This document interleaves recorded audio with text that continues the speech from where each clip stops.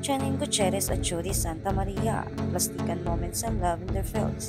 Kung bago ka lang sa channel na ito, huwag kalimutang mag-like, share, comment, and subscribe.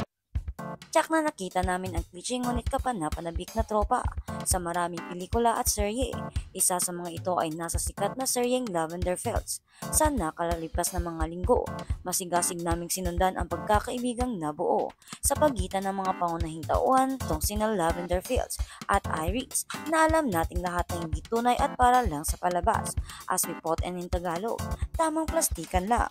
Balikan natin ang 5 sa pinakamatindi at nakakabaliw na plastikan at parindigan moments nitong mga certified frenemies sa isa't isa sa feature na ito ng Kapamilya Update.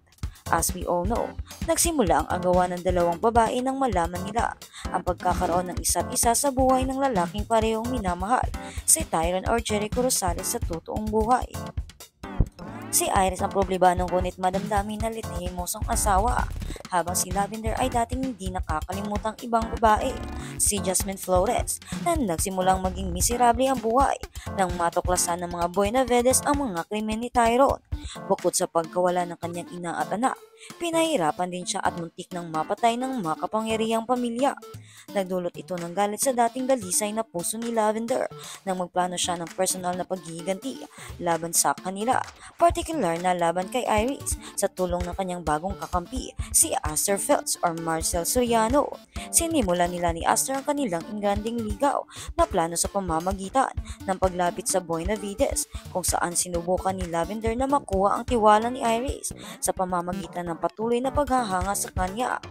Ilang taon pagkatapos ng una at huling pagtatagpo nila, kung saan muntik nang mapatay ni Iris si Jasmine, muling nag-cross ang landas ng dalawang female fatalities sa birthday party ng una na inorganisa ng event team sa pangunguna ni Jasmine at Aster.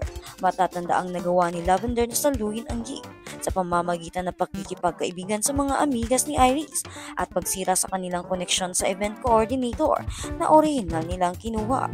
Sinubukan ni Lavender na maging palakaibigan kay Iris sa kanilang muling pagkikita sa pamamagitan ng masigasig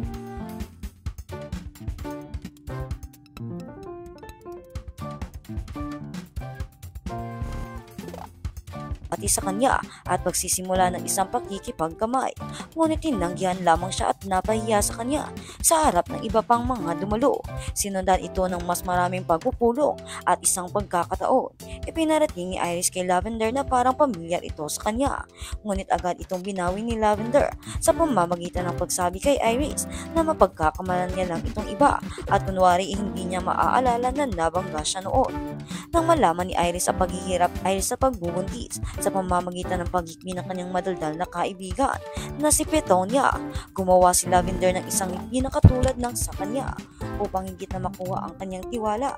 Sinabi pa niya kay Iris na sinubukan din niyang magbuntis ng anak sa kanyang fiction live-in partner, ngunit hindi niya magawa. Kaya naman, tulad ng asawa ni Iris, ang kanyang ex ay nakapagrelasyon sa ibang babae na kalaunan ay nabuntis niya na nagresulta sa kanilang breakup. Mapalad para kay Lavender ang diskarte na iyon ay gumana ng mahulog si Iris sa kanyang salaysay at madali silang naging mga kaibigan sa pag-inom.